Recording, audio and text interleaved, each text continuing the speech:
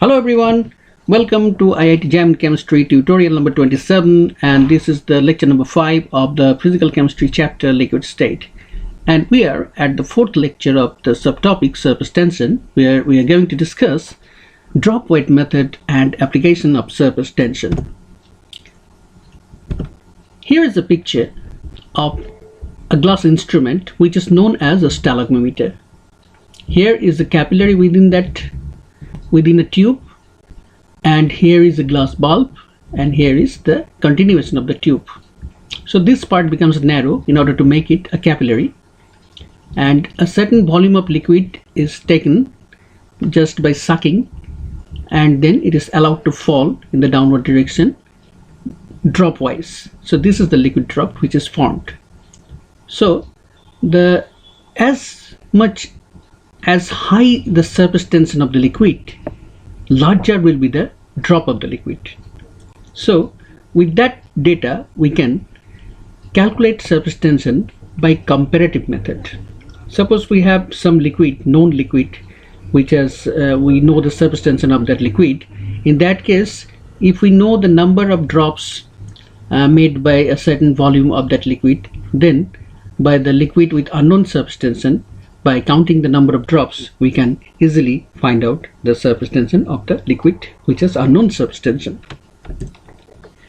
So the data, this is the surface tension of the liquid 1, it may be known, and this is the surface tension gamma 2, it may be unknown of the liquid 2. So liquid 1 is known liquid, liquid 2 is unknown liquid, which has surface tension gamma 1. Number of mass of each drop is m1, density rho 1, and number of drops n1, and the volume is same for both the liquids, it is V, and that liquid forms n2 number of drops which has density rho 2, and each drop has mass m2, and that liquid has surface tension gamma 2, which we have to determine. So the formula is gamma 1 by gamma 2 is m1 by m2. Simply gamma is directly proportional to m. As much larger is the volume of the liquid, higher is the surface tension. So it is directly proportional. Therefore, it can be easily said that gamma 1 by gamma 2 equal to m1 by m2. So up to this formula, this is drop weight method. Okay. But if we proceed further like this, see, mass of each drop is nothing but the volume into density divided by number of drops, this ratio. How this ratio? Suppose there are n1 number of drops which has overall volume V. So what is the mass of the overall liquid? That must be the multiplication of that volume of the liquid with its density. So this is the overall mass of the liquid which has formed n1 number of drops. So what is the mass of each drop? This is mass by number of drops. So this is m1, and this is number of each drop of the liquid, which is m1 for liquid 1. Similarly, m2 for liquid 2, mass of each drop is V into rho 2 by n2. And from this we can conclude that gamma 1 by gamma 2 is m1 by m2. Instead of m1 by m2, we are putting the corresponding values. We have what we have obtained here, V rho 1 by n1 in place of m1, V rho 1 by n1, and V rho 2 by n2 in place of m2 here, V rho 2 by n2. And after rearranging, we get this relationship, which is equation number 8, and this is not drop weight method, this is actually drop number method. Okay, but by our custom, we also say this as the drop weight method, working formula of the drop weight method, but this is wrong. Actually, drop weight method formula is this one, gamma 1 by gamma 2 equals to m1 by m2, and this formula, this working formula, is actually known as the formula of drop number method. Okay, and what about the application of surface tension? Just I'm reading out the applications. This is also included in your syllabus. Oil and grease are detached from soiled surface by soaps and detergents as the interfacial tension between water and oily dirt is lowered in presence of soap and detergents. So cleaning function, cleaning up clothes, cleaning up dirty surface, we can do this with the help of soap and detergent. So in presence of soap and detergent, the interfacial tension decreases and the surface breaks down, and small droplets are found, which are sometimes called the micelles or oil droplets, which is surrounded, the darts are surrounded by the detergent molecules or the soap molecules, and then the hydrophilic part pulls it out. Hydrophilic part is pulled by water molecules, which is polar liquid. So this way, cleansing, the phenomena cleansing is taking place. So this is one of the applications of surface tension. Next, paracore. You must find this term in your textbooks, paracore, in the liquid chapter where you are studying surface tension. So what is the definition of paracore? Paracore is the molar volume of a liquid at a temperature where its surface tension is unity.